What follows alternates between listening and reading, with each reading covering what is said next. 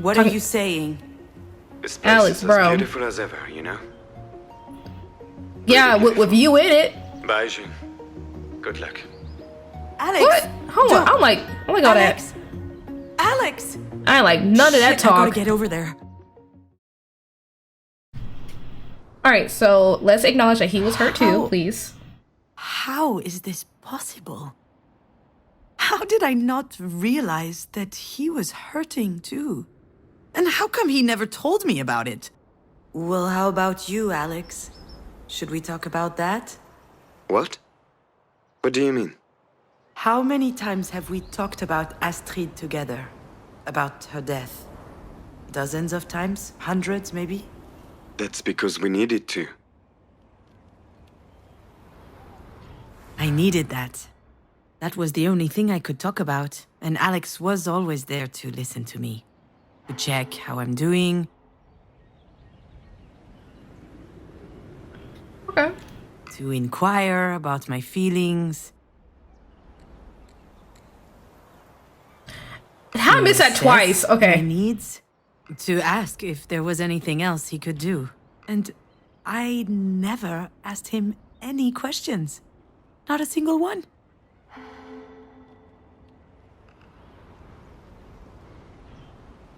You're right.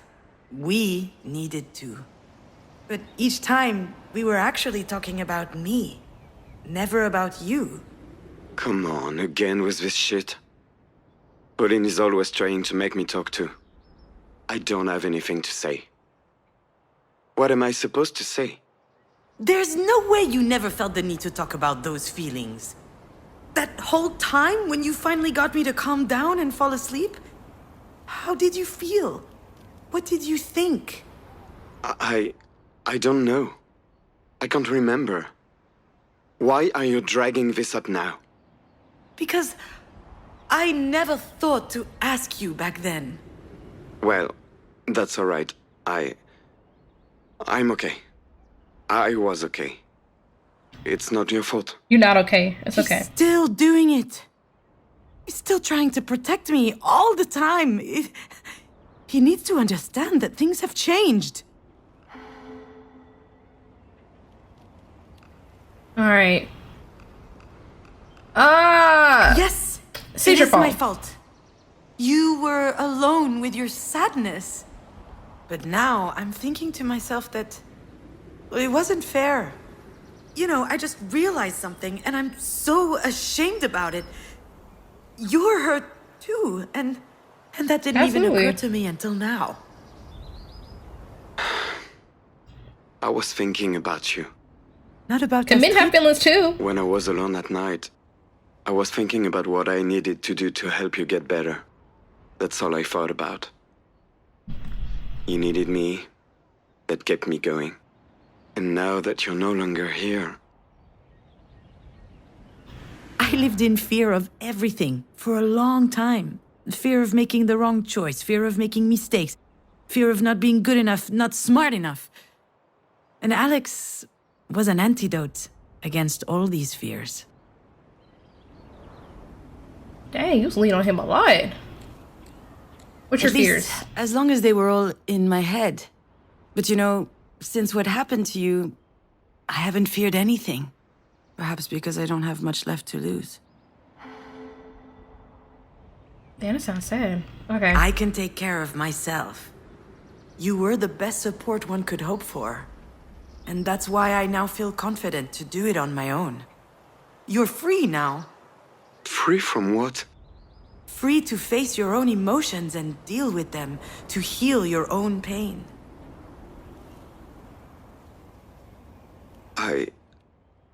You know, if I ever think too much about her, about how much I miss her, I have to stop. It makes me dizzy, it scares me. I'm pathetic. Of course you're not. Don't feel like that. understand. Last week to me, that was just like before. Alex? Are you still there? Alex sounds so crushed. I feel so bad for him.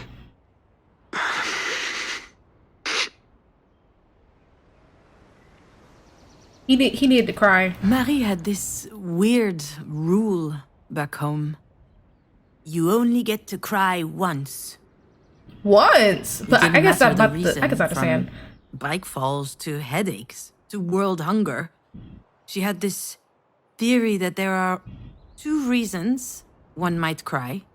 Either from surprise, when life sucker punches you, or from cowardice, when you give up on fighting back. You only get to cry once from surprise, she used to say. And there is no time for cowardice. Well, I think she forgot that there was a third possibility. Sometimes you cry because you've mustered up the courage to look at life how it is.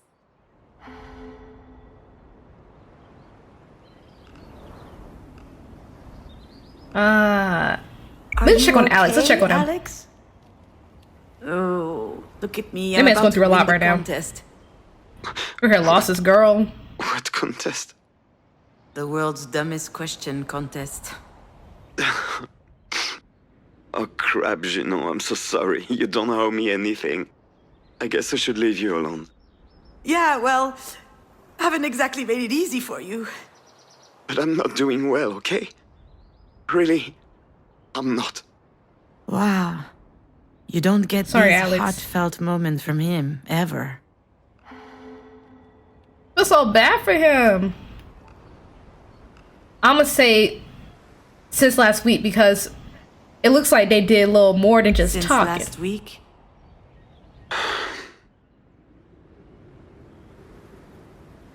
Let me show you something. He wants to video chat. Ooh, okay. Oh, wow. This is, Did I ever tell you the story of the Lookout? It's a very special place for us. We were driving, Alex, you and I. It was a really hot day. Alex was at the wheel. We were on our way back from a weekend at Marie's. As usual, I was stressed out from spending time with her. I was eager to get home. I was just exhausted. So when you told me your tummy was hurting, I didn't really believe you. I remember clearly take a thinking, boo-boo. oh, she's okay. And then hearing the sound. Like snow falling from the top of a roof on the first warm day. Except it wasn't snow. It was the worst pile of vomit I had ever smelled. When he saw your face bro, in the chill. rear view, Alex knew We're he trying to had eat. to stop immediately. Oh my goodness. He spotted some please. kind of rest area on the side of the road. But in the time it took for us to get there, the stench was so strong in the car, we could hardly breathe. I didn't even wait for the Bro, car to chill. stop. I jumped out, went for your door, and squeezed you against me. I didn't care if I got dirty. I just wanted you to feel good. I thought it was my Aw. fault. I should have listened to you. Your forehead was hot. It could be serious. I carried Girl, she you got out some to ginger the ale. banister on the end of the clearing and laid you on the grass. Your face was pale and your eyes were bulging and you started screaming. Oh dear. Ugh. You were vomiting, looking up, staring in the distance, screaming, oh dear. Oh my goodness. You was going Oh, through it, dear. Alex. Girl, if I could this one more Oh time. dear. Oh my I didn't goodness. understand. I kept asking you, what's wrong, baby? Patting your back, pulling your hair away from your face to help. And there was a pit growing in my stomach and my eyes were welling up. I was terrified, and your dad was terrified. You were smiling. You pointed in front of you. Oh, dear. Oh, Child. dear. Oh, dear. Oh, dear. I better not be clicking each and So every we single turned last oh dear around. sentence. And on the other side of the banister, there was a cliff going straight down. And down below, there was a prairie stretching between two leafy bushes. And in the middle of the prairie, there was a deer. I could have bet. written this whole scene. He was standing tall beneath the sunset, as if holding it with his antlers. And he was looking at us, completely stunned. He was magnificent. I make sure y'all don't shoot him. Alex took a Dang. picture with his cell phone. And you kept repeating, a deer, clapping your hands when he finally jumped out into the bushes. Ah, we were in a daze, you know. We couldn't believe the beauty of what we'd just seen. And then you vomited one last time on your dad's shoes. And that day, you became the world's greatest deer fan. My little deer. It's like a wonderful story. My goodness. Oh, all right. So, What are you doing over there? Do you recognize the place? Of course I do. I'll never forget the lookout. Every time I take this road, I have to stop. The other drivers don't get it, of course. They ask me if I need assistance, if I broke down or something. I'm just trying to enjoy the view. It's so beautiful. Today I came here just for that. Why the sudden rush of nostalgia? You're trying to have some good memories. The deer probably gone. Fine, let's just Did be you see cordial. the deer again? No. I never saw the deer again. I'll never see the deer again. And that really, really sucks. That's so Alex? sad. You're scaring me a bit. You don't look well. I'm not well. You were right, you know. This whole time I thought I was helping you. I thought you needed me so you wouldn't crumble. But that was a goddamn lie. I was the one who needed you. Even before Astrid died, I needed you. Helped Junon with her tyrannical mother, helped Junon with her screenwriting career. Showed Junon how to be happy. A good one. It was easier for me to think you had issues. But I was the goddamn issue. It can't be easy for him to realize this. But he has to. At least I hope Jeez so. Louise.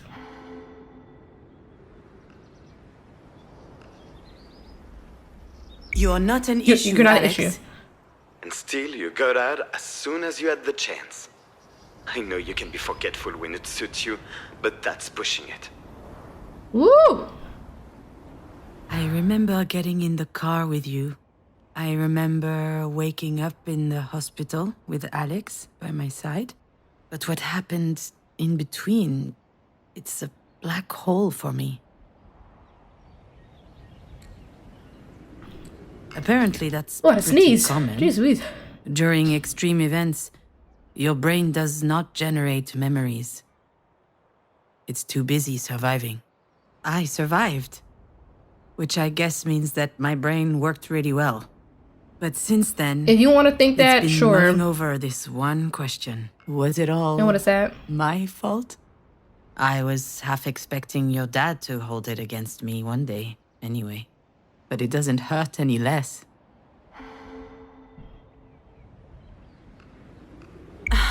That was really shitty. I'm sorry. I'm just tired and sad. Do you want to know why I don't think about Astrid? The real reason? When I think Please about explain. her, I say things to myself that hurt too much. That I will never see her again. That I will never hear her voice again.